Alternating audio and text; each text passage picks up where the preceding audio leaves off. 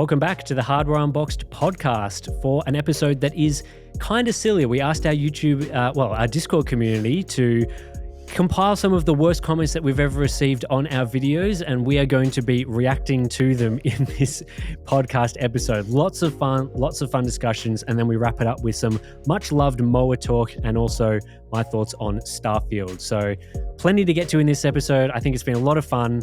Let's go. Man, I'm really looking forward to this episode, Steve, because we have got some great user-generated content to get through thanks to our Discord community. So, how are you doing? Are you excited? I don't know what I am. I don't know if I'm prepared. I have seen some of the stuff that was posted in there. Didn't really bother reading through too much of it because I've been, too busy to be honest. I also don't know how we got here or why this is happening. This seems for fun. Seems unusual. It doesn't seem like something you would do. So I'm interested to see where this goes. I love it. I mean, I think privately we have a lot of fun about some of the silly comments that people make. And I never like responding to this sort of like negative comments that are at least a little bit grounded in reality sometimes, or maybe they're a little bit more sensible. It's like, okay. But when it gets to like ridiculous levels, accusations of being shills for, I think we've got being called shills for every single company multiple times in this selection. That sounds right. Of comments. So I always really appreciate that. So if you don't know what we're doing, earlier this week, I thought there's probably not much to talk about in this week's podcast news-wise. So I went and asked in our BTS channel on Discord for people to submit the worst comments they've ever seen left on a Hardware Unbox video. And boy, people came through. They've submitted some real doozies of comments. There's one particular user, shout out to Deco on our Discord community. He does like to torture me on a regular basis because I try to ignore those comments. And you can't escape him with this guy. No, he serves them up and seems to take a lot of pleasure in doing so. So thanks a lot, Deco. Appreciate you. Oh, it's going to be nice. Well, we'll get to that in just a moment because there's two things that I want to touch on briefly that are related to content that we've done in the past and probably are about to do. The first one was that I think in my GPU pricing update video, I said that look out for pricing for the RTX 4090 going up in the coming months because of it being on the US export ban list. The final / official version, I don't know what the previous version was, but we'll call this the final version of the filing, has suggested that the RTX 4090 will not be included on that export ban list. So I think that's going to, not have as much impact on RTX 4090 pricing. Perhaps the short, sharp rise of prices will be quickly reversed, and hopefully you'll be able to get 4090s back down around that $1,600 US price point pretty soon. So that's pretty good news. That was kind of the most disappointing thing to discover from the pricing update from the other day. So good news on that front. And the second thing was that some of our Discord members, not related to the silly comments that we're going to get to in a moment, have been playing Cities Skylines 2, a game that I fired that up this morning. Yeah, so it was just released, I think, today or yesterday, and has been getting a lot of commentary around its performance on PC. I believe they delayed the console versions of the game, citing the performance on those products was not up to scratch. And they've come out and basically said, the performance of this game kind of sucks, guys. So we need to put in a bit more work. But basically, our Discord members have discovered that you can just turn the depth of field setting in the game. If you turn that down, will massively improve your performance, among other several bizarre, you can just turn down one setting or another setting, and it just there's some really bizarrely punishing settings in the game to go along with their comments from the developers earlier saying that gamers don't need over 30 FPS when playing a game like this, which I don't know. Would you agree that a simulator like Cities Skylines needs more than 30 FPS? Look, you can certainly play a game like that at 30 FPS. It is playable. It's certainly much more playable than a game like Doom, for example. Yep. But do I want to play at 30 FPS? Just using the mouse, navigating the menus, it makes the experience nowhere near as enjoyable as it could be if it was at, say, 60 FPS, where I think that's really the bare minimum for a game, or just application use these days. Having a high refresh rate monitor and playing even a simulator. I fired it up this morning just for a quick look. I'm not doing any testing with it, I don't think, but I thought, I'm just gonna have a look at this. The menus felt really bad. Just navigating the initial Yep. menu. Did you notice that as well? And Yeah, then pretty much. yeah, I was like, oh god, this is awful. So a low frame rate just in the menus is not a good experience. And then you hop into the game. So I had a RTX 4090. I think I was actually using the 7700X, so not the 7800X 3D. I had the Mhm. 7700X in. Like I said, I wasn't doing any testing, just quick fire up, look at the game. And I was getting on just a new city, there was no city, there was just the standard road you get at the start at 4K with, I imagine, the maximum quality settings. I didn't actually change anything. Loaded in 22 FPS is what I was getting. Wasn't good. Yeah, I think part of that is this depth of field setting that Okay. I don't know, they're using some ludicrously high quality depth of field setting. Hmm. So potentially if you turn that down, and I think it is turned down slightly in different presets and things like that. I haven't had too much of a look. I've been doing other things, but yeah, just I feel like comments from developers saying that only 30 FPS is suitable for this game or is necessary for this sort of game. I don't know whether that's a developer being incompetent's probably too much of a harsh word to use there, but not really understanding what makes PC games better, or Mm-hmm. whether it's trying to hide the fact that the performance of the game isn't very good. Like if I think a more positive read on it is they understand that the performance of the game isn't good. It's going to run terribly on people's PCs, so they've come out with this sort of mediocre justification that like, well, actually all you need is 30 FPS guys. Like we didn't get the performance where we need, but we believe that 30 FPS is fine. That's one take. And then the alternate, perhaps worse take, which hopefully isn't the case, is that they designed this game to be run at 30 FPS on PC. I think that would be, yeah, just as you say, like not acknowledging what like a 60 FPS experience on PC can bring. Because I Mm-hmm. tend to think of, simulator type games like Cities Skylines as more, I know they're a game, but they're more like an application. Like you spend a fair bit of time in menus that you don't really need like a low latency experience Mm-hmm. like you would see from using Google Chrome or Premiere or one of those apps. Don't need low latency or anything. But using Premiere on a high refresh rate, like I could not edit videos at 30 FPS, like 30 hertz. Mm-hmm. The experience would be so gross, so horrible. So yeah, hopefully the developers are just sort of trying to mask that as opposed to coming out and saying, yeah, so we've done everything with this PC game with like you playing it at 20 to 30 FPS in mind, because that's just, yeah, not true in my opinion. Yeah, I mean, unfortunately, I've never got into the Cities Skylines franchise. I grew up playing like SimCity 2000, loved that, played Yeah, God countless hours in that. great game. And then I think well, I don't know if I even played any of the SimCity games after. I think the franchise kind of went to crap. Anyway, my point is, haven't played much of City Skylines, so can't comment too much. It didn't look that different to the City Skylines that I remember looking at for benchmarking, a few years ago. But what surprised me was the fact that there's nothing there. Like, yeah, there's the trees and the terrain and all that sort of stuff. But what's getting an RTX 4090 down to 22 FPS? I thought the poor performance was when you had like a very big city, a large population in a dense city.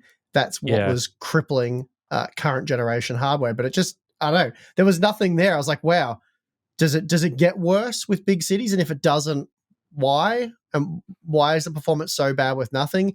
I'm a bit ignorant as to how the game works and all that sort of stuff. And like I said, I've never really played the game, so I can't speak from experience.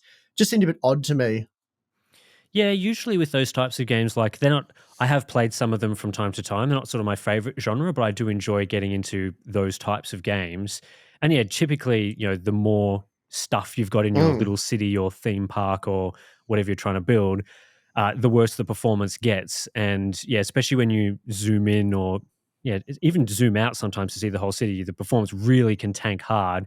And often mhm, with those games as well, like they can take ages to load in if later in the game once you've got your big city, which can be very frustrating if you have to sit there waiting minutes for it to load. So yeah, for you to say like I loaded in and the game runs terribly with nothing there certainly doesn't bode well for like later game performance. But then I guess part of it could be running like one or two graphic settings at like a cripplingly high level that is just mm, not optimized. Like again, people saying the depth of field setting it hurts performance significantly. If they're running that at like way, way, way too high of a level, then yeah, that's just going to cripple performance when there's nothing there. Similar to if they were sort of, I don't know, like you were running a game at like a 16K resolution and then downscaling it to 4K. That's going to run terribly Hmm. with nothing Hmm. there as well. I guess I'll have to take a closer look at like what does the difference between the high and low settings look like to see what exactly is going on there. But I feel like, if there is this like uber quality, ridiculous depth of field setting or some other setting, and you could turn it down and it looks basically the same, but everyone's going to go into the game, crank it up to ultra and get like 20 FPS on their 4090. That's really doing the game a disservice. Like, I find it probably hard to don't include believe. that. Yeah. I find it hard to believe they would do that. Having said, I'm not saying they haven't done that. We've seen some very dumb stuff over the years from games and Yeah. game developers, but yeah, it's hard to believe that would be the situation. So anyway, we'll take a look at it. I didn't play with the quality settings at all. I was like 22 FPS. Huh. Okay. Close game. Yep. What everyone was saying is true. Go back to what I was doing, which was a separate benchmark. It's just the Yep. game was installed, and I thought I'll quickly have a very, very brief look at this. Yeah, so we have to keep an eye on that one, see how City Skylines goes. And yeah, I mean, if that's happening on a 4090, I can't imagine what a PS5 owner is going to be getting. 3 FPS, 2 FPS, who knows? We'll have to see how that one goes. It was at 4K. Not that should matter. I don't even know where I was limited because I didn't even bother looking into that. I was like, well, that's terrible. Moving on. Yeah, pretty much. All right, speaking of other terrible things, let's get into some of these comments. So All right, Tim. this is sort of an insight into sort of us having a bit of fun with some of these comments and things that we would do in private on videos because, I guess a preface to this is that 99% plus of comments that we get on our YouTube videos are very positive, very sensible, they're reasonable, even just, making a joke or, having fun or making insightful observations. But there's always the like 0.1% that we get on videos that, calls us shills for multiple companies, opposite companies in the same sentence, or just says some really nonsensical things. So let's get into it. I can't wait. First comment. Let me guess, another AMD trashing video. That's all this channel does, and Nvidia is loving it. Okay, different take there. Oh. Okay, so we're working with a diehard AMD fan by the sounds of it. So which video was that on, or do we not know? I'm not sure. It looks like it's probably a head-to-head benchmark video comparing like an AMD and a Nvidia GPU, just by the looks of what the screenshot has said there. But yeah, interesting comment there. Next one was a comment on one of my videos. Oh dear. So it says here, hardware unboxed. We test frame by frame. We did it. Look this, guys. And then it says normal PC gamers. We don't care. I play at 30 FPS more and 60 more. I don't play frame by frame. Hardware unboxed. Another video just for sponsor. So I believe this is on one of my FSR videos where I did look sort of frame by frame and stuff like that. And it's like, yeah, I guess people don't test like that. I play like that, but you kind of have to do that when testing, don't you? Well, the idea is to find out how the technology works and what it's doing. And, just because you're not noticing an artifact doesn't mean it's not there and that other people won't notice it. And these things are always a bit annoying no matter which side it is. Because like you go back to DLSS and there were some people that swore black and blue on the face that the original DLSS was good. Like it boosted frame rates as advertised and it didn't look that bad. Believe it or not, there were people who made those arguments, and we shouldn't have been knocking the technology because NVIDIA was innovating and they're doing those wonderful things that the competition's not doing. They're trying to make things better for gamers, yada, yada, yada. So therefore, by you bashing them, that's bad. It's like, well, Tim investigated the technology, looked into it, found out that, hey, this isn't actually that good, and just using general resolution scaling gets you pretty much the same result. So go make it better, NVIDIA. And that's what they did. And so by critically analyzing AMD's equivalent in the same vein that you critically analyzed NVIDIA's version, you are helping to create a better version of FSR or whatever it may be in the future. and not just going, wow, FSR's amazing. It's a free performance booster. It's magic, guys. Just, and hyping it up. Then Yeah. you don't get a better technology in the future. Yeah, and you start hitting this sort of race to the bottom, right? Where, the less that the quality matters of what you're actually getting, the more they're going to reduce that quality Yeah, that's because you right. keep saying that you don't notice it. So if you keep Mhm, saying like, all I care about is FPS number larger and I don't really care what's being shown on the screen, then yeah, mhm. they're going to keep reducing the quality of what is shown on the screen because it is so much easier to market the FPS number than the quality of the image. And yeah, I mean, yeah, we see comments similar vein to that quite a bit. But at least personally, I can notice the issues that I show in those, let's slow down the footage and show you frame by frame comparisons. Mhm, Because the only reason I know to slow down the footage is because I've noticed the artifact watching it at normal speed. That's mhm. typically how that works. And yeah, at least with like those videos, like I can't watch it frame by frame. Like if I take a 30-second clip and try watch it frame by frame for artifacts, it's painful. Like it takes so long. So it's just not a realistic way to make that sort of video. No, I guess if you're, I don't know the word to use, but let's just say, I guess if you've convinced yourself that the person you're watching is a shill because they disagree with you or Mhm. whatever it may be, then you're sort of willing to believe anything. You've convinced yourself already, this guy is dishonest. Mhm. He's attacking AMD unfairly. I'm onto him. I know what he's doing. He's clearly paid by Nvidia. And you just go down that rabbit hole and you can Yeah, lead yourself exactly. astray. Instead of like looking at it calm and cool, level headed, and going, okay, so what's going on here? Is he actually just playing the game, finding where it can be improved, showing the issues?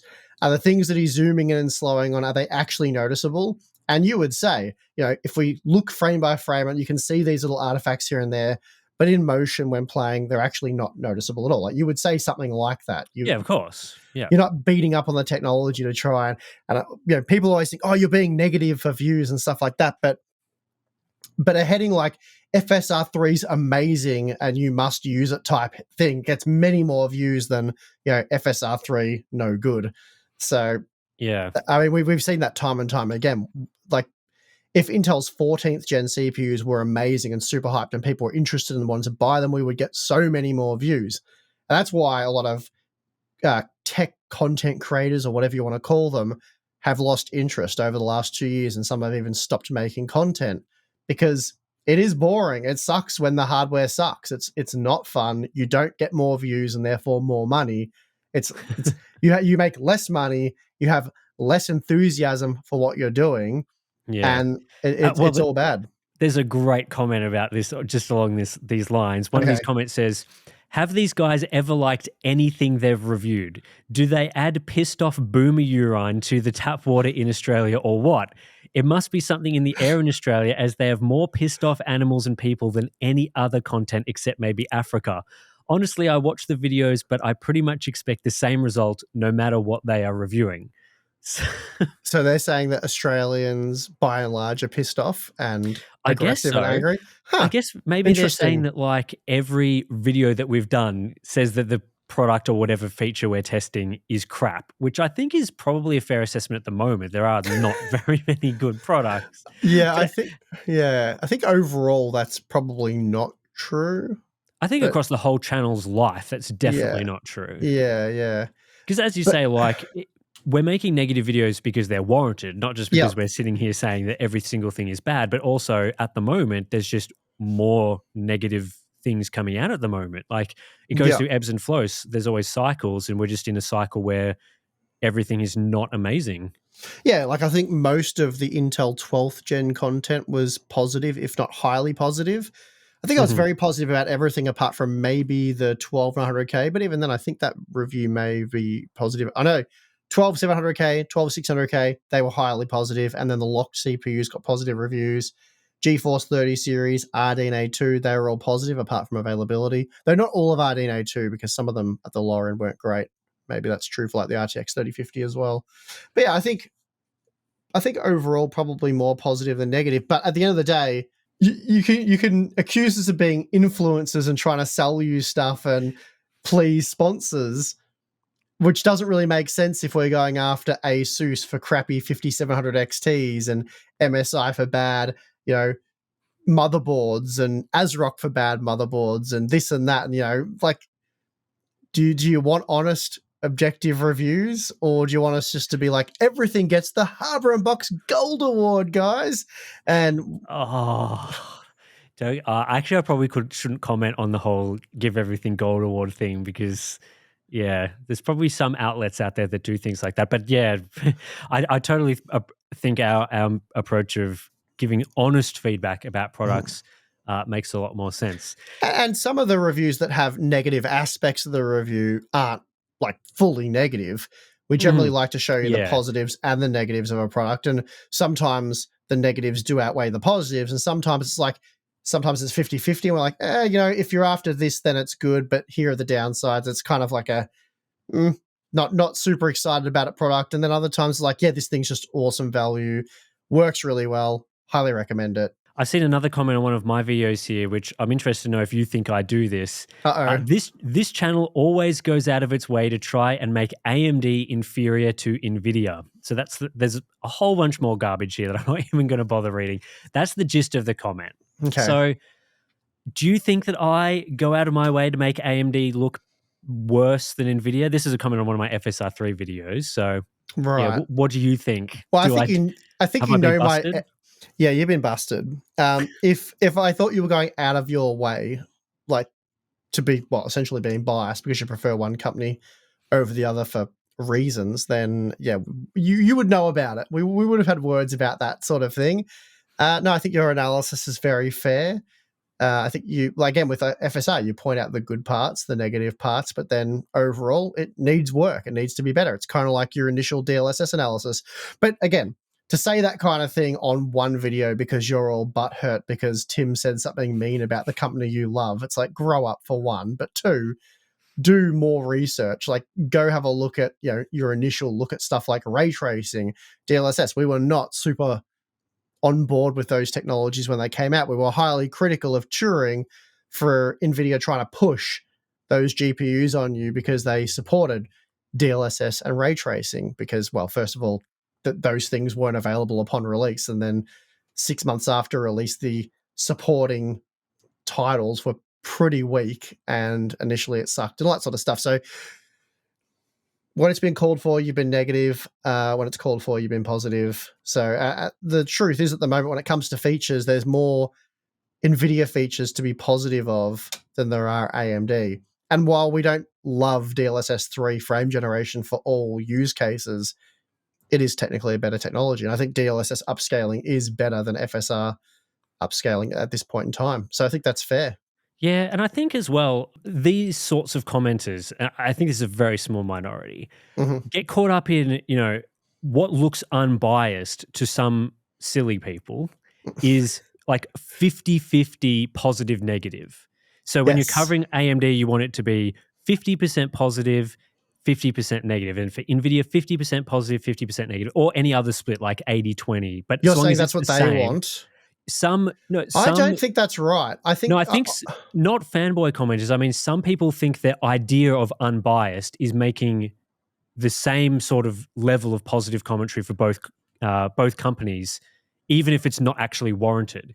So, for example, yeah. if we test a whole bunch of products and we say, in general, Nvidia's products are better than AMD, then some commenters I feel think that we're being biased towards Nvidia by saying they have more good products, whereas what we should actually be doing is saying that both companies have the same number of good products, which is a really silly take.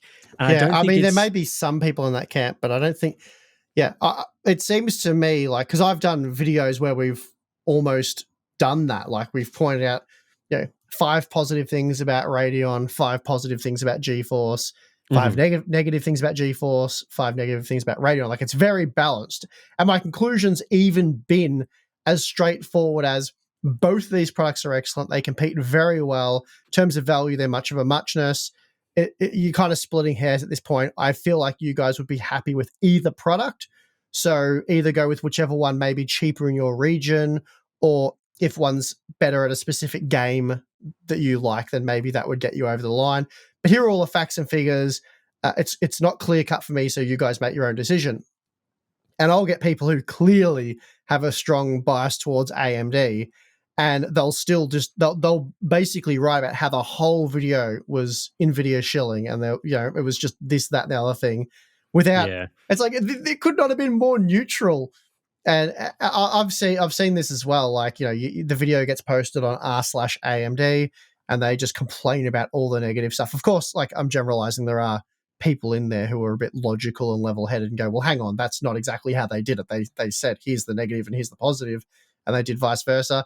But I've seen AMD, like r/AMD, get upset about that stuff, and then for the same video, r/NVIDIA, or r/hardware usually, get upset about the other thing. And it's like, guys, like, it was pretty even.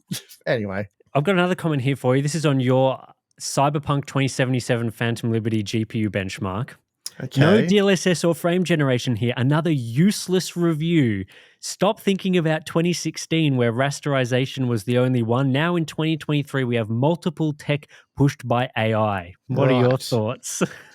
Well, the first benchmark in that, we did use ray tracing, so it wasn't just a rasterization only benchmark. And it's weird that you bring up rasterization, because frame generation and, well, upscaling in particular works for either rasterization or ray traced. So that's silly. That's weird. But the first set of benchmarks in that video was ray tracing ultra preset. And we've already on the podcast talked at length about native versus, DLSS. And we've talked at length how if you're an NVIDIA fan, it's a really dumb thing to push, because you're actually giving AMD an advantage, because, as we've said in no uncertain terms, we believe DLSS to provide better image quality, especially at lower resolutions. And we also don't believe you should enable DLSS or FSR if you can help it at 1080p, because you're just not upscaling with enough information. So it's a bit blurry and looks a bit garbage, but DLSS does look better. So you're asking for a comparison where AMD technically has an image quality advantage, as in it looks worse, for the same performance uplift. And in some instances, they even get a better performance uplift. I did the 7900 XTX versus RTX 4080, and I tested every single game native and then with FSR versus DLSS. And that video proved that upscaling both GPUs with FSR quality and then DLSS quality for NVIDIA reduced the margin between the two GPUs in favor of the Radeon GPU. Yes. If you're an NVIDIA fan, you want native frame generation's obviously another dumb thing. Like, we're not doing frame generation. Obviously now that even gets worse, because we could do FSR 3 frame generation. It's silly. And as I don't want to get into this because we've talked about it in a dedicated podcast, but gamers are shooting themselves in the foot on that one. And in my opinion, they are at risk of ruining PC gaming for everyone, because you absolutely do not want AMD and NVIDIA heavily marketing BS numbers to sell you future generations of graphics cards. You don't want that. You've played yourself and everyone else if that's what you fall for. It's just not good. Yeah, let's leave it at it's not good. All right, here's one that accuses us effectively of being an AMD shill. Be sure to use the 7800 XT during your electric company peak hours and waste the difference in price in a matter of weeks. Oh, sorry, Hardware Unboxed didn't show the massive power consumption difference. #biased. So I believe this is on your 7800 XT versus whatever GPU you compared that to video, the NVIDIA equivalent GPU, which would be the RTX 4070, right? Yes, I believe so. So this is the head-to-head benchmark we're talking about, so it's not a review. Yes, that's right. Yes. So if I go to the review, the actual review, we have some detailed power figures. So we're looking at like 50 watts difference of the Radeon GPU. That was in Hitman 3. It's only like 30 watts in Spider-Man. So 30 to 50 watts total system usage more. That's a pretty, like, 350 watts to 390. That's not like, but I would have talked about that. I wonder if in that review I talked about power consumption. You almost certainly did. Let me check. I just want to check. Okay, here we go. I found the script. Okay. However, if pricing looks more like it does in Australia, you could really go either way, and stuff like frame generation and better power efficiency make a strong case for the RTX 4070. That is how I ended that video. So this commenter hasn't watched the video. Busted. So yeah, I Oh. didn't show power consumption graphs in the head-to-head video because it's all in the day one review. And the idea of the head-to-head, the idea of the head-to-heads is to compare significantly more games and configurations than what we can in a day one review, and really compare. So you're sort of meant to go into those head-to-heads with the knowledge of the day one reviews for either product. It's like extra information for our audience. And so there's no point showing the same power figures again. Rather, I just make note that, hey, this is the more power efficient product. So if you wish to go research that further, maybe go watch the day one review. We provide all of that information for free. But absolutely hilarious that I say stuff like frame generation and better power efficiency make a strong case for the RTX 4070. I'm such an AMD shill, Tim. For not even mentioning that. Apparently, some other commenter thinks you're even more of an AMD shill because of this. He's probably right. Why is it that when the AMD GPU is 5% faster, it's basically a tie, but when the NVIDIA GPU is 5% faster, it's blowing AMD out of the water? LMAO the bias. I mean, what can I say? I just like AMD more and want them to win. I'm doing it's like subtle manipulation of the language I use, and it's just what I've been doing. I mean, I've seen this comment a lot, and I've seen it a lot as well. Yeah, and I've actually replied to a few of them, and I've said, "Oh, okay, that's interesting. Could you please timestamp where that happened in the video? Because I'm very sure that never happened. And I've not yet had one person reply with a timestamp showing me where I said that thing and then another timestamp where I said the other thing. Never happened. I would, I'd love, and look, I'm sure I've made this mistake once, right? Like, out of how many times have I talked about percentage differences in graphs over the last 7 years? How many in every single video? Yeah, how many thousands of times have I done this?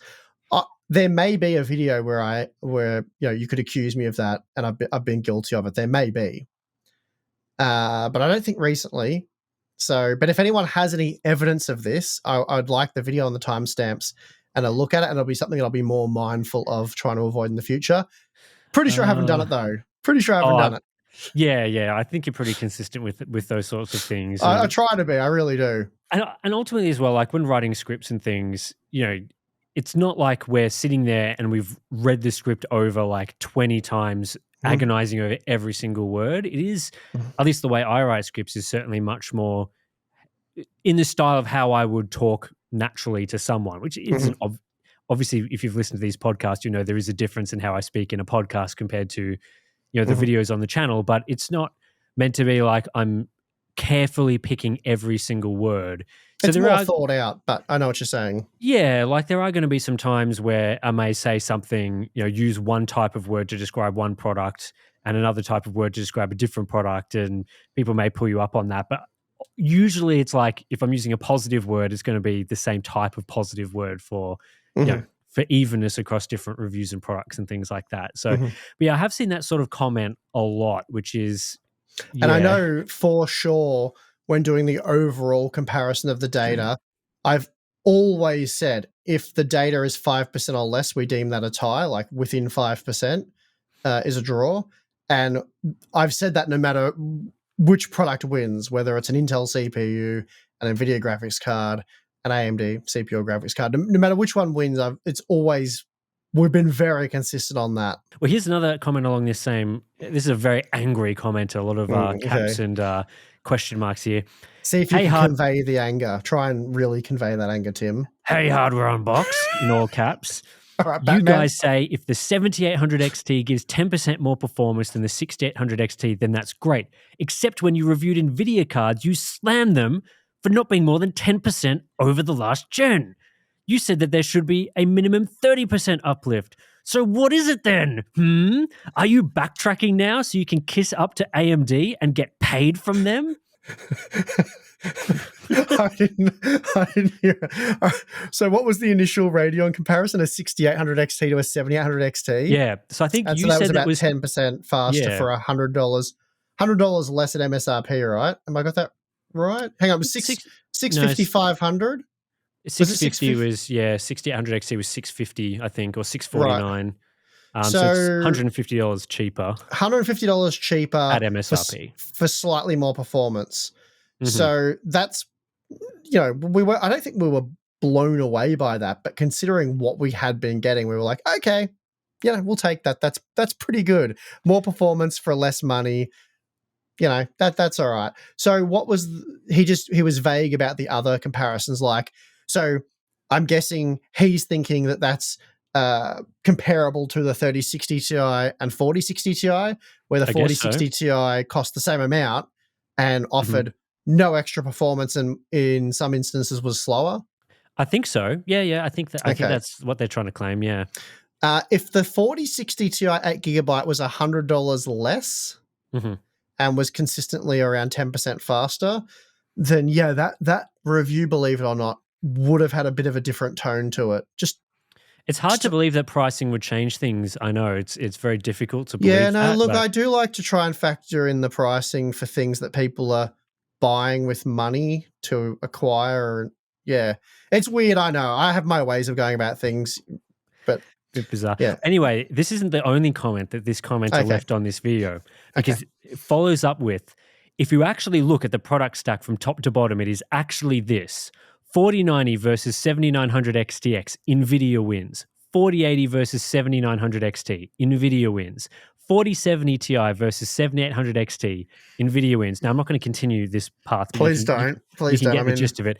yep. He finishes off the comment with, "That's the way it should be." So this is clearly an Nvidia shill, but also this Well, it person's makes sense though. His initial comment makes sense because he's now let us know that price isn't a thing. That yes, it's not even a thing. exactly, Like, it's not, these cards all presumably free, so they're only competing on the performance they give you for free. and It's the name and the position in the product stack. So yeah, yep, position yep, number one versus position number one, yep. card two versus card two, which is of course how people buy in the real world. Like if Mhm. I was choosing a 4070 Ti versus 7800 XT, of course I'm going to be ignoring the $300 US price difference It's between those irrelevant. cards No, no, you wouldn't. Yeah, I just have unlimited money. So when I go, I'm like, okay, Nvidia card 3 versus AMD card 3. Oh no, Nvidia much faster, therefore must get. better. I So mean, yeah, yeah, I agree with reviews this so. comment. Yeah, the reviewing process. We've been complicating it, Tim.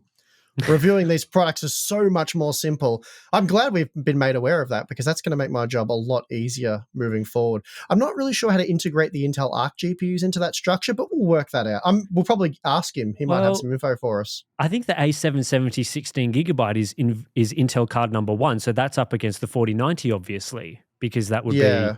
Yeah, that that's would make going to, sense. Yeah. yeah, that makes the 4090 like look even better than the Yeah. 700 XTX does. So Yeah. Intel's really doing us no favors on that one. Anyway, that's look. I like to say you learn new things all the time, and I've just learned a new thing that I'm going to carry into my next day one review. So look forward to that. I'm not sure what that does for our cost per frame graphs, but maybe we can do like performance per name, performance per. Mm, mhm. We'll work. You and I will work that out. We'll get together and work that out. Yeah, we can figure that one out later. Hmm. Hmm. Another comment here says, "Jeez, this is so bad." Steve, when you're feeling better, how about getting us another reviewer for Linux games? She should be a girl this time with blue eyes, dark black hair, and dimples. Her Which mean name this must be time. her name must be Rebecca or Rachel or even Veronica, but no Sylvia's. I was dumped by a woman named Sylvia once, and I still hold it against her. Have a nice day, smiley face. I think. Well, I don't know if that one's bad compared to the other ones because they failed to call us a shill at any point. So Uh, I think that's just like a joke comment. Like, I like to think it's serious because that that's can't be serious. that can't be serious.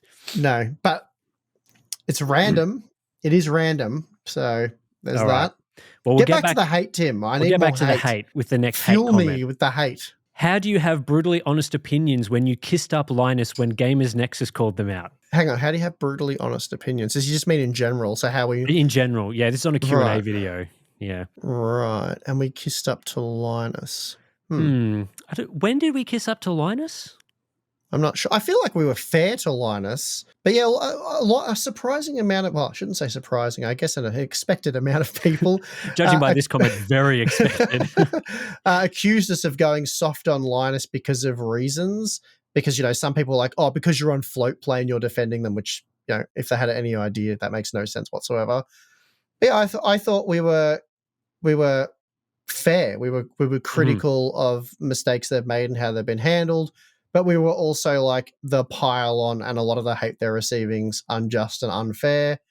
Linus Tech Tips has done a lot of good for the industry. And yeah, I mean, it's all in the video, but yeah, I don't think it certainly wasn't any kiss ass or whatever he accused us of there. I also don't know why you would get that upset about that, to be honest. I mean, people don't want fair takes. People want hot takes and destructions, especially not saying everyone. Again, this is like a subset of the community, a subset of like social media takes and stuff. People want minority. It's a vocal minority. Minority, yeah. Vocal minority wants a pile on. They want the hate. They want us to come out and pile on and give us that opinion. I'm just not ever going to do that. We generally, we try not to go after individuals. Like you say, we would have never made that video that GN made, and we're not attacking or accusing GN of anything by making that video. It's just not a video we would make. We've really only seen to be causing drama when we've been defending our work to other people who have called us out first. That's almost always how that's gone. But that aside, like from a hardware reviewer, from someone who's not meant to be an influencer, from someone who's meant to be independent and objective, it makes sense that they would be critical of products they're reviewing that they expect that you will be looking to part with your hard-earned cash to acquire, more so than like, oh, whose side did they pick, Gian or Linus? Like, it's not what we're here for. Like, we were giving sort of our insight on that, but we're not critically analyzing Linus as an individual or the business or whatever. So it makes sense that, yeah, we're not doing that. Yeah, like we assess PC hardware products critically, not and yeah, that's reviewers. Right. Like in the past where people have said, could you expose this employee at Intel or this guy at AMD because they're doing their job poorly or they made this mistake? It's like, we don't do that. Like we go after AMD as an entity, as a single entity, not the individuals at the company. We're not singling out people that really we and know very little about. Yeah, especially if that employee has, like, you never know what the internal corporate structure is and what they're required to do as part of their job. So yeah, that's very even difficult. when like we had the NVIDIA issue that we had, we more tried to go after NVIDIA and not any individuals. Parts that were difficult because there were individuals' names on certain things, but it was more addressed to NVIDIA, the corporation, than any individual at NVIDIA. Yeah, exactly. So this next comment is not as negative. I think this is a more reasonable one of the comments, but it says, boo, move on, Skip. Not insult intended, but how are we to know you are being fully transparent? NVIDIA is closing in on being a $1 trillion corporation. They can afford to buy serious online influence in reviews. They do give you free GPUs and you have direct contact with them often enough. There is a bit of trust me, bro, at play here. I mean, that's true, right? Yeah. It is true. You basically, what could we say? Yeah. I mean, it's 100% accurate. I don't disagree with him. Again, it's a full body of work that you would have to look at and assess to see if you think that we're at the very least trying to be as unbiased as possible and treat all companies fairly, which I think we do a really good job of. I mean, this. Hope it is true. We do not take $1 from AMD, NVIDIA, or Intel. Now, we fully acknowledge that those three companies can get around that by giving money to their partners to say, can you advertise GeForce graphics cards on Hardware Unboxed? But when they do that, Gigabyte or Asus or whoever it may be will give us talking points. And sometimes we get a bit, we can smell where the money's coming from because it'll be like, talk about ray tracing, nothing but ray tracing. And it's like, well, no, that's not what we do. We don't sell out like that. If we think a certain product is a good product to advertise, like we said, the RTX 4070, for example, was the best value GPU of the current generation. At that point in time, early on, we thought it was reasonable. We weren't raving about it, but we're like, yeah, compared to the higher end products, not bad. So we would happily advertise that product, but we're not going to talk about the, we're not going to focus in on the ray tracing performance and talk about, all the stuff that we don't necessarily believe in if that happens to be the case. So, but we won't take money directly from any of those three companies. We will work with their partners, which again, conflict of interest for sure, because we don't really review their products that often, but occasionally we do motherboard roundups and stuff like that. We try to get away from doing a lot of that content. It's more just what would you say, like generic head-to-heads, like GeForce versus Radeon. Not so much about like Asus graphics card review. We don't do too much of that, but we do from time to time, and we totally accept that that's a conflict of interest. And we've proven to our community over the years that because a company advertises with us, if they happen to stuff up, do something unethical, or release a garbage product, we go after them full force, gloves off type deal. Like MSI, they've sponsored our Computex trip every year. They sent us over there this year. That must have been just before COVID hit. There was the X570 boards, and MSI had just paid to send us over to Computex to cover the show. And their X570 boards were pure garbage, especially more at the entry-level stuff, and we annihilated them. So the guys that support us on Patreon, it was only Patreon at the time, they're like, oh, okay. So they just paid you money to go over there. And as you've said 1,000 times, we're not really worried about any one. How many advertisers do we have, like unique advertisers per year of all different industries and stuff? Like, I don't know. A fair few. Yeah, I don't know, 50, something like that, maybe more. There's a lot. There's a lot. So, ASRock has spent money with us in the past, and we roasted ASRock, and they blacklisted us, and we're like, okay, good luck with that. Bye. And we didn't care. We weren't like, oh, we'll change the title of the video. We'll delete the video. Please continue to spend money with us. Like, we don't want to take that kind of financial hit. We were just like, yeah, okay, we don't care. See ya. Bye. Like, it's fine.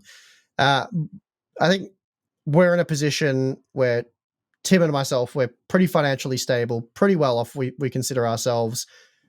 We don't need the extra money. Like, it's going along just fine. We're not doing this to chase every last dollar. We're doing this because we actually care about it. We're passionate about it. We want to do the best job possible.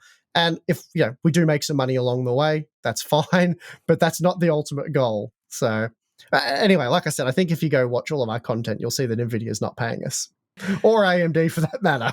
Yeah, that's true. So this is a comment that was received on one of my videos. Uh-oh. One of the most stupid and snotty videos ever. Yeah, some kind of inappropriate moaning and snot like a young boy who behaves like an offended loser due to the fact that people who, unlike him, do not have problems with logic and memory, do not agree with them. Got to remember that next time you annoy me.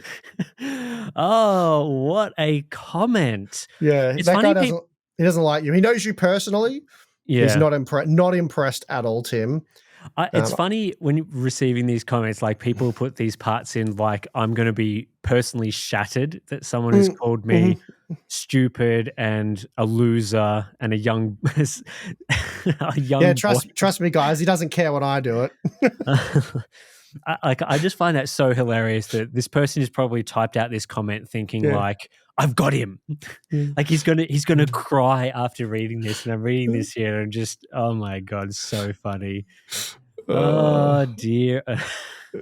Yeah, that was a good one. I enjoyed that. Here's another. Apparently, this next comment was on our NVIDIA AI focus is bad for gamers video that we did at Computex. Oh yeah, and it says, is that the one NVIDIA paid for? I'm not sure. We'll have to go back and check my bank account to make sure I did actually get money for that one. NVIDIA would have liked that video. Basically, this whole comment starts out with the funniest line, which is, I didn't watch the video because it's about NVIDIA again. It's getting old. And then this guy proceeds to write 6 paragraphs of text about... he says stuff about like, the video he didn't watch. About the video he totally didn't watch. Yep, pretty much. He says stuff like, Jensen said 20 years ago, shooting higher than just gaming GPUs is old news, blah, blah, blah. There's so many moving parts, it would boggle most people's minds. It's a miracle that corporations can even function to stay in business. Tech tubers get donations and sell merch. It's easier than most businesses, and most successful tech tubers don't actually tell you they were insiders to begin with. They have support from a wide group from the start. This is all part of this comment, by the way, Right. Yep. which is Okay. very silly. Like, first of all, we were not insiders at AMD or Nvidia, or one of these companies to begin with. That is just a complete mystery. But I mean, he didn't watch the video, so how would he no. know, right? But we are developing our own GPU, so how dare he? We're not just selling Yes. merch. In fact, we're very bad at selling merch. We are very bad. Hardware Unboxed on a rampage with its misinformation videos. It's only 2023, and we are already at the stage where AI reconstruction literally looks better than native in Oh. almost every single game. Oh, wow. If Okay. you claim getting 30 to 90% FPS increase for turning on a setting that makes the game look better is not the future, then delete your channel. Very cringe desperation of, if I make an NVIDIA hate video, it will get views because it makes me sound relatable to all the poor people crying about NVIDIA prices. Oh, what a comment. Yeah. So hang on. So what was the bit about the 30 to 80% or whatever it was? Delete your channel? If you claim getting 30 to 90% FPS increase for turning on a setting that makes the game look better is not the future, then delete your channel. Regardless of how factually accurate those figures have we ever made a claim anything like that? No. Nope. I didn't think so. Don't think Like so. you've never sat there and said that upscaling technologies or even frame generation technologies have no place in the future or aren't going to be used in the future. No, I'm pretty sure I've said that in fact, the total opposite, in that Yeah, I thought so. upscaling will be the future of gaming. So Yeah, we said we don't like how it's been marketed and implemented and pushed on gamers at this point in time, but it's a big reach to make that assumption that we've said that because yeah, let alone the part about we're already at a stage where AI reconstruction literally looks better than native in almost every single game, which is something that can be true, but is not something that I would agree with on the whole. It's certainly not the case. aspects can look better for sure. Yeah, and like, if AI reconstruction looked better than native in every single game, then NVIDIA wouldn't have a feature like DLAA that renders at the native resolution and uses their, well, it's not reconstruction anymore at that point. It's effectively just anti-aliasing technology to make Also, the image look better. You would just enable it always. And yeah. And I mean, again, like that's just laughably bad take if you're playing at like 1080p, for example. Yes. Yeah, exactly. So, yeah, don't agree with that. Oh, this one's about me again. I described you as a giant rat who hasn't slept for 30 years to my girlfriend, then showed her what you look like, and she was like, LMAO. You sure that wasn't one of mine? That sounds like something that you would have said to me in private. No. On one of my videos, I definitely would have said that to you, but oh, right. No. There's a picture of me in the screenshot, okay. so I think it is on my video. Huh. But do you reckon that you or me looks more like a rat that hasn't slept for 30 years? Well, I probably look more likely to look like I haven't slept for 30 years. Whether I have the rat resemblance is hard to say. I'm not really sure what. I don't think either of us are very don't look very rat-like, but anyway. Well, at least his girlfriend enjoyed it. So this is obviously a comment on your Intel 14th gen video. Intel 14 gen hate you do is very premature. 14900K was expected to not be very good, maybe like 6 months at least before the release to market to Raptor Lake refresh. Must be very naive to believe it will be a generational leap. Which refresh do good of any product is just the same product. And this goes on and on and on. So in the video, we stated that it was a refresh. We also let them know that we knew at Computex, so we knew well out that it was a refresh. And therefore we weren't expecting a generational improvement. So that was all made clear within the first 10 seconds of the video. Yeah, probably another person that didn't actually watch the video, but anyway. Anyway, I think we're pretty much getting to the end of some of the poor quality takes that we've seen in the comments and stuff from people. And this was largely just on videos in the last couple of like weeks or months. Yeah, we can't go back past about 10 minutes because it gets too much. Yeah, pretty much. So, I've just been scrolling through some more. Man, there is still more. I'm not going to continue going into it because I think we've gone through many of these. Deco is going to be heartbroken. Well, one of these says this test feels half-assed. The 4000 series selling point is frame generation improves ray tracing. Only focusing on purely rasterization is pretty biased. I wonder what video that was for. That was on your Cyberpunk 2077 Phantom Liberty GPU benchmark video. Oh, Another one like that. where we started by the first 3 graphs in the video were ray tracing. Yes, that video. Yeah, that Oh, okay, exact good. video. Yeah, actually. that makes sense. Yeah, that makes sense. Cool. Okay. The rasterization only video that led with like 30 something percent of the testing being ray tracing. Got it. Cool. Oh, I love that. Anyway, I love reading these dodgy comments. Please keep submitting them to us on our Discord community for us to have a bit of fun with, because yeah, there is some really bizarre takes, some funny takes from people out there who love to have a bit of fun in our comments and really get stuck into us. But yeah, I love it. So we'll take a break. We'll come back. We'll talk about our boring lives. All right, Steve, we're back. What have you been up to this week? Still been working on my conversion thing under the deck. So I've got the roller door installed. Man, I've not installed a roller door before. I wouldn't, once you know what you're doing, it's fairly straightforward. It's certainly not the hardest thing in the world to do, but a few little tricks here and there. So I won't say that I installed it flawlessly the first go, but I got there. It took about probably 2 hours all up because there was a little bit of a hiccup, and it works perfectly. Very happy with it. Got it all dialed in nicely. So roller doors in. Haven't clattered that end yet, but the door's there. So nice. That's good. Other than that, I haven't been doing too much. I mean, that's been occupying. Like I've got, not that you can see because it's a podcast, but like my arms are badly burnt all over from welding. Oh, yeah. I don't have a proper welding jacket. I usually just wear like one of those sort of thick work shirt type things. But I did go to the local store to buy a welding jacket because I had to do a lot of it over my head, and that's just the worst. But they didn't have any. They were all like triple and quad XL. So my dad bod's not quite there yet. Needs a few more years before that's required. So I'm still more of a large, but venturing towards XL territory. So I am getting there. So yeah, did that. Mowed the lawns, of course. People loved the lawnmower stuff, didn't they? Did you see those comments? Yeah, a lot of comments about the lawnmower discussion, which was good. Yep. I haven't mowed my lawn since that last comment. So that'd be grown a lot since then. I don't know if I mentioned it last time. I think I might have mentioned it, but I'll say it again. I bought a zero-turn lawnmower jack. I think I might have mentioned. I'm not sure if I did. You mentioned this to me after we finished recording. Right. Okay. Yeah. So I bought the jack. They're normally $800. I got it on sale for I think like $500. Good deal. Yeah. So the mower weighs about 900 kilos, and the jack is rated for 350.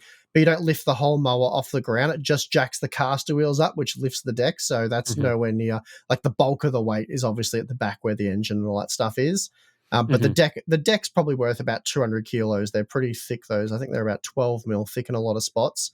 So yeah, I got the jack. So over the weekend, I'm going to set that up, jack it up, test it all out. I'll do some safety countermeasures just to make sure that, if the jack collapses or whatever, I'm not killed by my 900 kilo mower. But I'm looking to sharpen the blades. So that's always previously nice. I've done that without a jack, and I've had to like take the spindle housing out, which takes me like 3 hours. So this should cut my 3 hours down to like half an hour. So I'm looking forward to that. Yeah, that'll be nice. Might do like a hydraulic oil flush as well, and do the engine oil and all the filters while I'm there. So that's sort of a couple of hours on the weekend. Steve, the mower mechanic now. You're both a shill for AMD and NVIDIA, as we've just found out from these comments, and mower mechanic. Well, I used to spend a lot of time building cars and doing stuff, and the mowers are very, very dead easy. I mean, honestly, like the Hustler mower that you have, they're all designed to be largely serviced at home. You'd really only take it in for stuff like, if you have to loosen the tappets or whatever, like some actual work to the engine. Even the spark plugs, they're generally pretty easy to access and replace yourself. Don't have to do that very often, though. That's a sort of a almost when it starts running rough type thing. But yeah, like changing oil filter, petrol filter, all that sort of stuff, dead easy. I mean, you have to change the oil filter when you change the oil. The petrol filter is like a 5-second thing.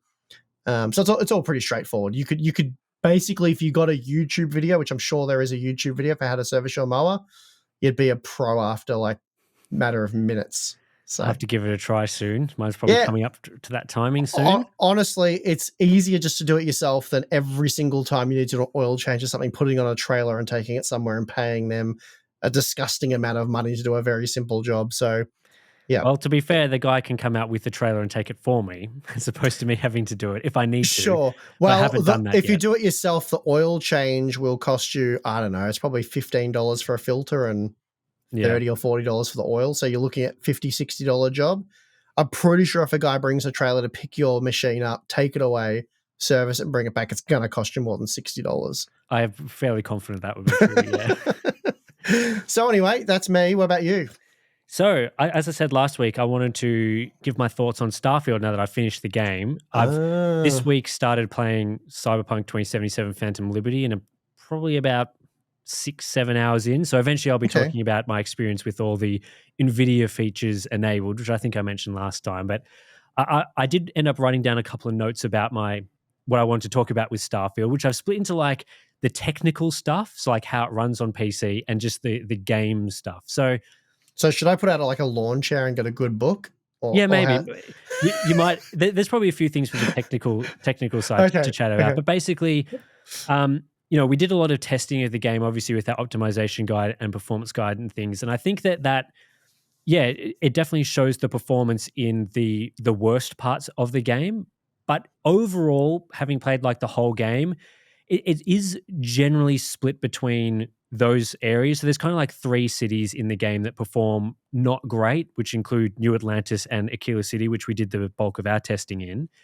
Um, but outside of those areas, Starfield doesn't run too badly. So if you're in the smaller settlements, you're on some of the more barren planets or inside ships or space stations or things like that, or even just the interior parts of a lot of the cities, it doesn't run too terribly, which I guess is good news if you were seeing, some of our benchmarking that we'd done. You're thinking, well, that's the performance that you're going to get across the entire game. Yeah, sort of playing it now, you do end up going to a bunch of different areas. So yeah, the performance wasn't as bad as I expected. However, I still think the game Bethesda did not do enough investment into the game engine and the technical side of things, like not having HDR, bit of a fail. I tried some of the HDR mods, couldn't really get them working too well. They often had the UI too bright, which could have burnt in my OLED monitor. I didn't really want to do that.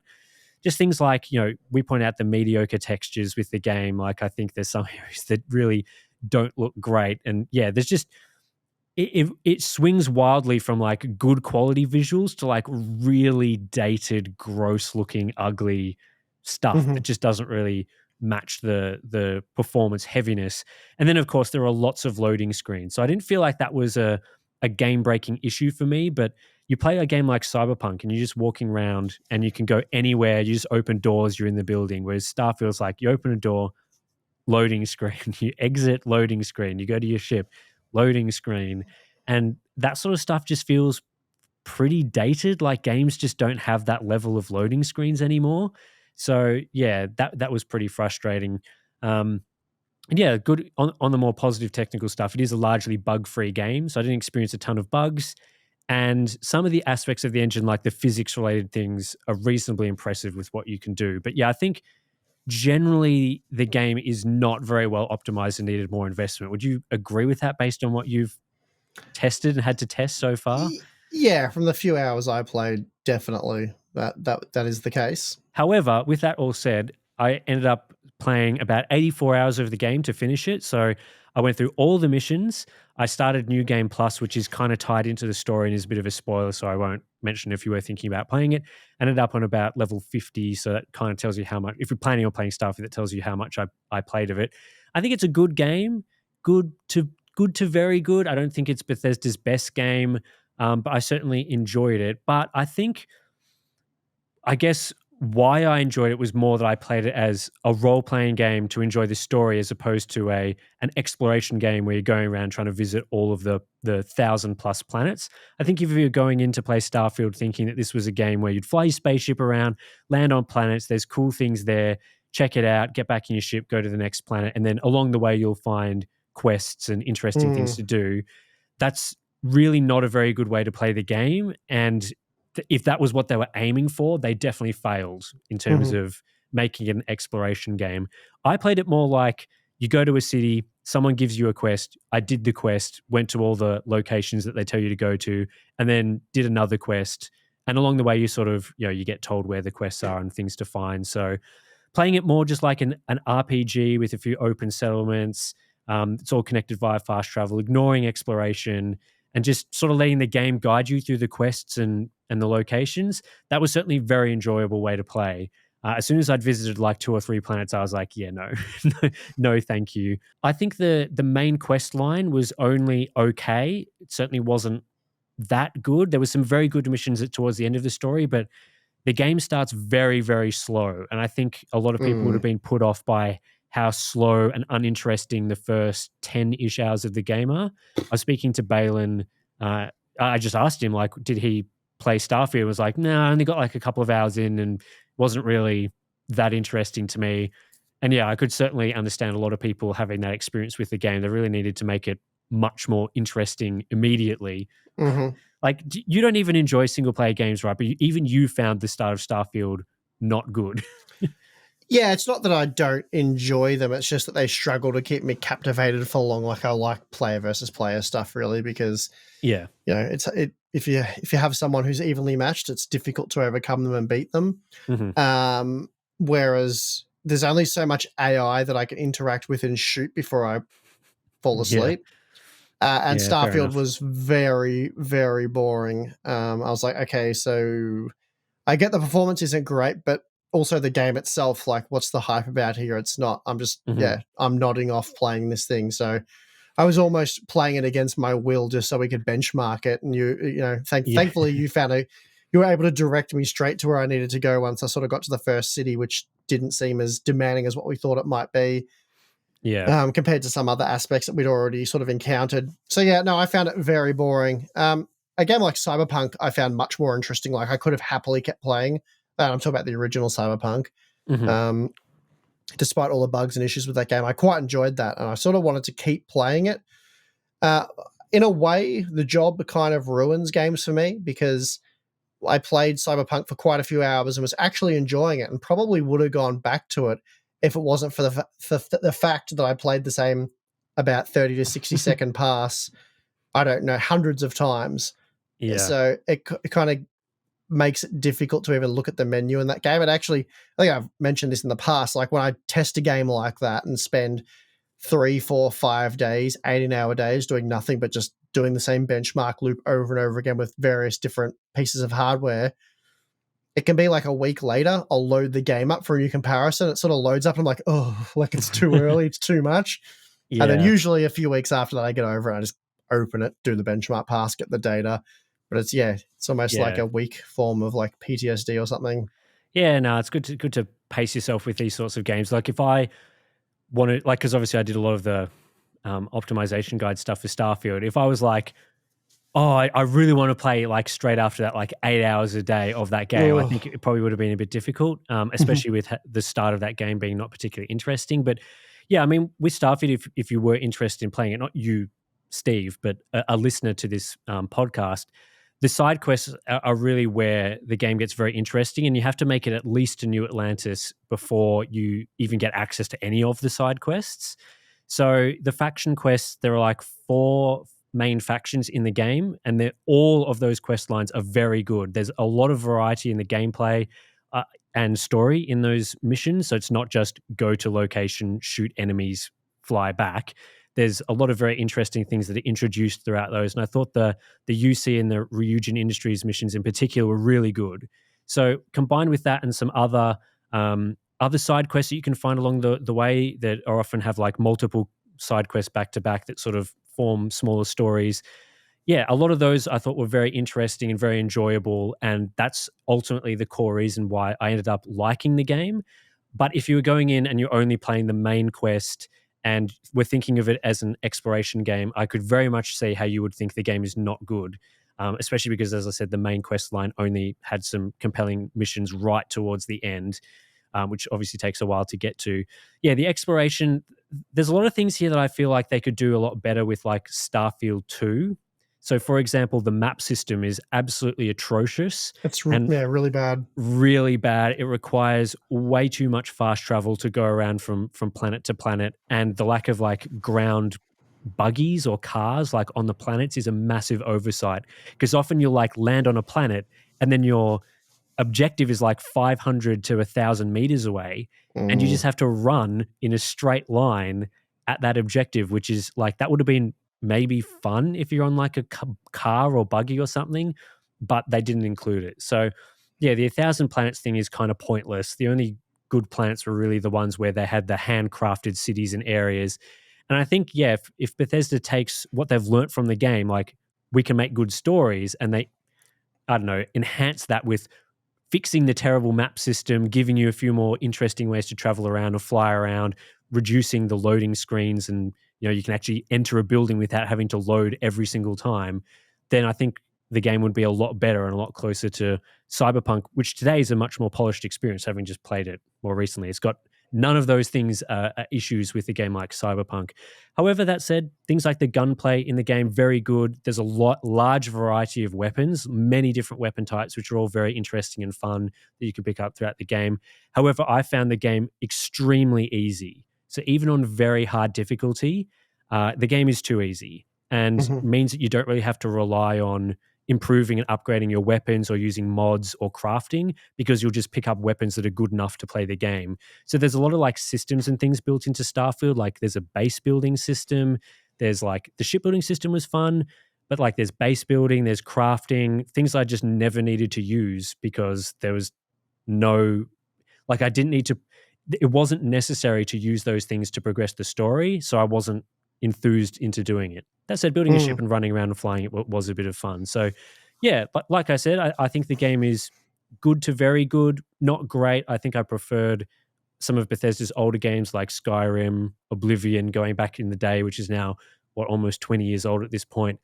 But yeah, I'm a sort of space fan. Like I really love the idea of space and space exploration and astronomy and learning about planets and the universe and things like that. Like that. So this type of game is really you know almost targeted directly at me. And I feel like, yeah, a Starfield 2 with a lot of the lessons learned would be really good. But yeah, that's sort of my thoughts on Starfield. Did they ever fix the lame AI and the space fighting? So if you had like a donut ship, you were invincible. I'm not sure. I never did that as a hack. Like I Right. never thought of making the donut ship, which is yeah pretty silly. But yeah, I've been playing it for. I think it took me. The game came out in September 1st, and I finished it last week. So that's like 6 to 7 weeks to play.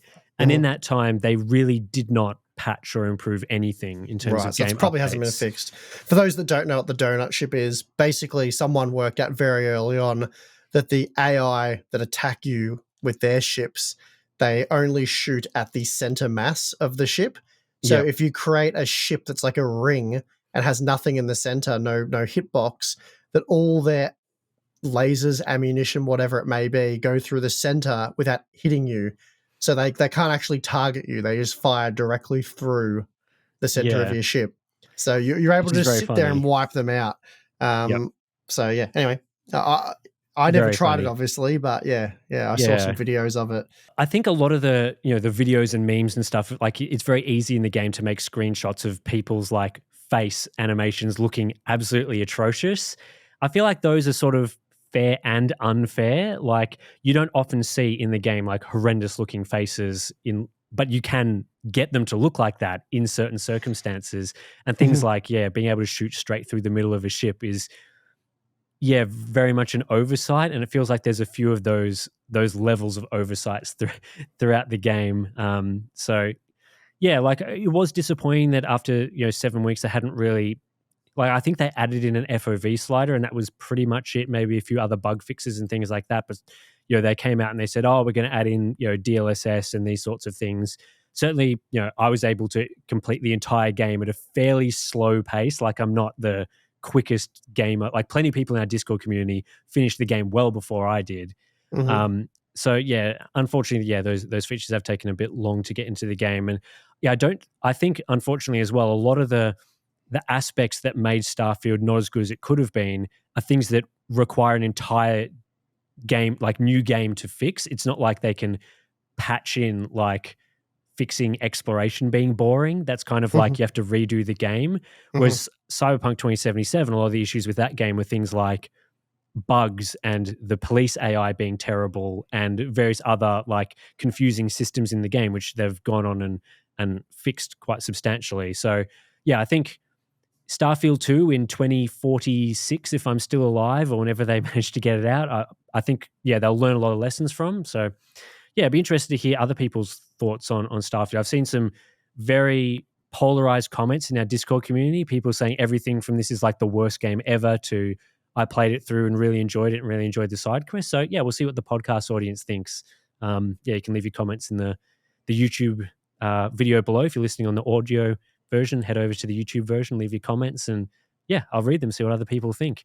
But yeah, next up for me, Cyberpunk 2077. In a few weeks, I'll probably have finished Phantom Liberty, and I'll let you know both how all of NVIDIA's technology actually enhances the gaming experience and also what I think of the expansion. So, yeah, nice. that's me. Yeah, not much else to say. Thanks to everyone that listens to these podcasts right through to the end and appreciates this sillier than normal episode, just talking about comments and whatnot. And yeah, if you do appreciate it, then I think for podcasts, people say give a review. I don't even know where you leave these reviews, but put a review somewhere.